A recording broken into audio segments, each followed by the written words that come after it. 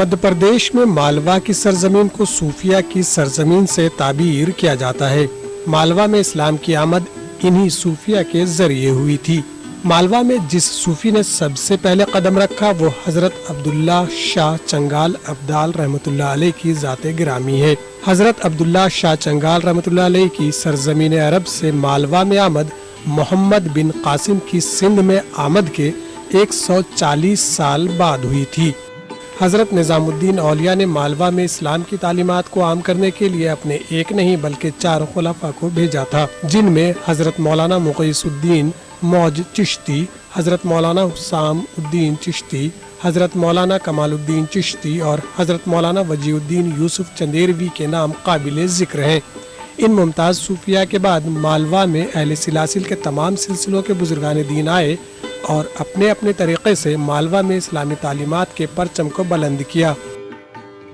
E T V کے ناظرین آج جس آستانے کی زیارت کر رہے ہیں یہ آستانہ حضرت سید قربان علی شاہ عرف بدخشانی رحمۃ اللہ علیہ کا آستانہ ہے۔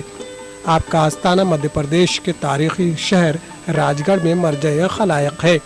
جس عہد میں آپ راج گڑھ میں وارد ہوئے تھے اس عہد میں راج گڑھ میں راجپوت راجہ کی حکومت تھی۔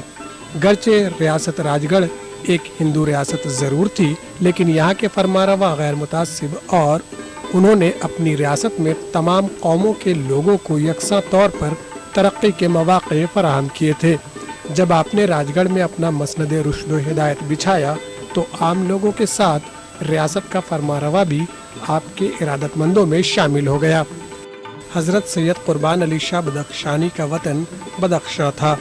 آپ مرشد کی تلاش میں ہندوستان آئے اور مرشد سے تعلیم معرفت حاصل کرنے کے بعد مرشد کے حکم سے ہی راج گڑھ کو اپنی ریاست کا مرکز بنایا۔ حضرت سید قربان علی شاہ بدخشانی رحمۃ اللہ علیہ کی ولادت 1245 ہجری میں بدخشاں میں ہوئی۔ اس عہد میں بدخشاں کا شمار ایک خود مختار اسلامی حکومت میں ہوا کرتا تھا۔ اسی شہر کے ایک سادات گھرانے میں آپ کا ظہور ہوا۔ حضرت بابا بدخشانی رحمۃ اللہ علیہ کے اجداد نے فاتحان عرب کے ساتھ مکہ سے آ کر اس ملک میں سکونت اختیار کر لی تھی۔ آپ کا نسب سید حسنی اور مادری حسینی ہے۔ آپ کے والد بزرگوار گھوڑوں کے بڑے سوداگر تھے۔ آپ کی عمر 2 سال کی ہوئی تھی۔ والدہ ماجدہ کا سایہ عاطفت آپ کے سر سے اٹھ گیا۔ اس کے بعد آپ کی دادی نے آپ کی پرورش کی۔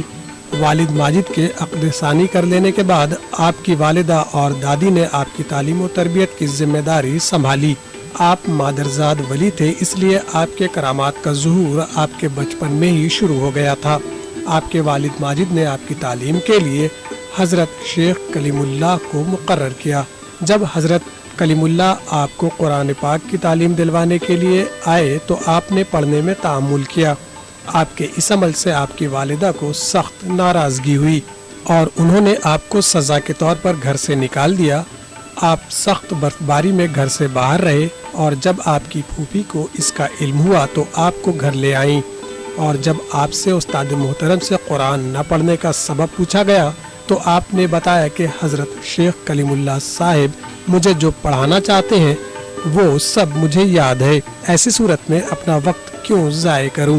آپ کی بات پر لوگوں کو حیرت ہوئی اور جب آپ سے بھری مجلس میں قرآن سنا گیا تو آپ نے حسب حکم قرآن کی بہت سی آیات لحن کے ساتھ پڑھ کر سنائی۔ آپ کے اس کرامات کا ظہور ہونے کے بعد حضرت شیخ کلیم رحمۃ اللہ علیہ نے آپ کو شرح وقایہ، مشکات شریف، مسلم، صحیح بخاری، گلستان اور بوسطہ کی تعلیم دی۔ تحصیل علم کے بعد آپ نے والد کی اجازت سے کعبۃ اللہ کی زیارت کی اور جب مدینہ منورہ سرور کائنات صلی اللہ علیہ وسلم کے آستانے مبارک کی زیارت کی تو آپ کو غیب سے ہندوستان جانے کا حکم ہوا۔ تاریخ کے مطابق اسی رات جب آپ سوئے تو آپ کو خواب میں آپ کے پیر و مرشد کا حلیہ مبارک نظر آیا۔ خواب سے بیدار ہونے کے بعد مرشد کی تلاش کے لیے روانہ ہوئے۔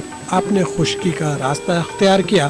پہلے آپ کابل پہنچے اور کابل کے قریب ایک خانقاہ اخوان صاحب معروف بزرگ کی تھی۔ ان کی خدمت میں حاضر ہو کر قدم بوسی کی اور جب آپ نے بیعت چاہی تو یہ جواب ملا کہ آپ کا پیر ہندوستان میں ہے۔ اس طرح آپ حضرت اخوان صاحب کے حکم کے موجب 1268 میں دہلی پہنچے اور دہلی میں کچھ دن قیام کر کے کئی بزرگان دین سے ملاقات کی اور دہلی سے روانہ ہو کر آپ بریلی شریف پہنچے اور حضرت شاہ نیاز احمد صاحب رحمۃ اللہ علیہ کی خدمت میں حاضر ہو کر شرف بیعت حاصل کیا۔ مرشد کی خدمت میں رہ کر آپ نے علوم باطنی حاصل کیا اور مرشد کے وصال کے بعد آپ حضرت شاہ نظام الدین رحمۃ اللہ علیہ کے دامن سے وابستہ ہوئے اور 1247 میں خلافت سے سرفراز ہوئے۔ حضرت سید شاہ قربان علی رحمۃ اللہ علیہ کو مرشد سے ایک ساتھ 5 سلسلوں کی خلافت حاصل ہوئی۔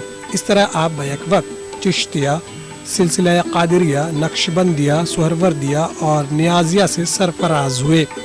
حضرت بابا بدخشانی رحمۃ اللہ علیہ کو خرقہ خلافت سے سرفراز کرنے کے بعد مرشد نے آپ کو مالوا کے راج گڑھ میں مسند رشد و ہدایت بچھانے کا حکم دیا۔ آپ بریلی شریف سے لکھنؤ، بھوپال، نرسنگ گڑھ ہوتے ہوئے راج گڑھ پہنچے اور تقریباً 40 سال تک راج گڑھ میں اسلامی تعلیمات کی روشنی میں انسانیت کی خدمت کا عظیم کارنامہ انجام دیا۔ آپ کا وصال 1334 ہجری میں 20 رمضان المبارک کو ہوا اور اس مقام پر جہاں آپ کی خانقاہ تھی آپ کو سپرد خاک کیا گیا۔ حضرت سید قربان علی عرف بابا بدخشانی رحمت اللہ علیہ کو قطب مالوا کے نام سے بھی جانا جاتا ہے۔ آپ جس عہد میں مالوا کے راج گڑھ میں بسلسلہ رشد و ہدایت آئے اس وقت یہاں راجپوت راجہ ونے سنگھ کی حکومت تھی۔ ٹھاکر ونے سنگھ نہ صرف ایک رحم دل بلکہ انسان دوست راجہ تھا۔ اس نے اپنی ریاست میں دوسری قوموں کے ساتھ ساتھ مسلمانوں کو بھی ترقی کے یکساں مواقع فراہم کیے تھے۔ حضرت بابا بدخشانی کی راج گڑھ میں آمد کے بعد ٹھاکر ونے سنگھ کے حسن سلوک میں مزید اضافہ ہو گیا اور وہ حضرت کی انسانی تعلیم کا ایسا معتقد ہوا کہ اس نے آپ کے خانقاہ کے لیے زمینیں نذر کر دیں اور مسجد کی تعمیر کے لیے بھی بڑی رقم کی پیشکش کی، لیکن آپ نے اسے قبول کرنے سے انکار کر دیا۔ قطب مالوا حضرت سید قربان علی بدخشانی نے اس مقام پر درگاہ سے متصل جو مسجد آپ دیکھ رہے ہیں اس کی تعمیر کا سلسلہ 1912 میں شروع کیا اور 1916 میں یہ مسجد بن کر تیار ہو گئی۔ یہ مسجد فن تعمیر کا بہترین نمونہ ہے۔ جب نمازیوں کی کثرت سے یہ اپنی تنگ دامنی کی شکایت کرنے لگی تو 2004 میں اس کی توسیع کی گئی، لیکن اس کے اندرونی حصے اور ستونوں کے نقش و نگار کو ویسا ہی رہنے دیا گیا۔ اس طرح اس مسجد میں ہمیں راجپوتانہ شیلی کے ساتھ ساتھ مغل فن تعمیر کے بھی نمونے دیکھنے کو ملتے ہیں۔ راج گڑھ کا شمار مالوا کی ایک چھوٹی سی ریاست میں ہوتا تھا۔ مدھیہ پردیش کے قیام کے بعد راج گڑھ کو ضلع کا درجہ حاصل ہوا۔ اس چھوٹے سے شہر میں تمام قوموں کے لوگ آباد ہیں۔ اس شہر کے قیام میں راجپوت راجاؤں نے جس فراخ دلی کا مظاہرہ کیا تھا یہ اسی کا فیضان جاریہ ہے کہ آج اس شہر میں نہ صرف صوفیہ کے آستانے موجود ہیں بلکہ صوفیہ کی تعلیمات کی روشنی میں مسلمان بھی خوشحال زندگی گزار رہے ہیں۔ حضرت بابا بدخشانی رحمت اللہ علیہ کے آستانے سے متصل جو ایک بڑی اراضی آپ دیکھ رہے ہیں یہ راجپوت راجہ ونے سنگھ کی نظر کی ہوئی ہے۔ اگر خدام کے پاس اچھے پروجیکٹ ہوں تو وہ اس اراضی پر بہت سے فلاحی کام انجام دے سکتے ہیں۔ حضرت بابا بدخشانی رحمت اللہ علیہ کا عرس ہر سال مارچ کے مہینے میں ہوتا ہے۔ درگاہ کمیٹی نے آپ کی عرس کی تاریخ فکس کر رکھی ہے۔ ہر سال 10 مارچ کو آپ کا عرس شروع ہوتا ہے اور 12 مارچ کو پل شریف کے ساتھ عرس ختم ہوتا ہے۔ ملک کے دوسرے شہروں میں صوفیہ کے آستانے پر محفل سما کے قوال کو مدعو کیا جاتا ہے، لیکن یہاں کبھی بھی محفل سما کے لیے قوال کو نہیں بلایا جاتا ہے۔ اس کے باوجود قوال آستانے پر کلام پیش کرنے کے لیے اس کثرت سے آتے ہیں کہ منتظمین کو ان کا نظم کرنے میں مشکلات کا سامنا کرنا پڑتا ہے۔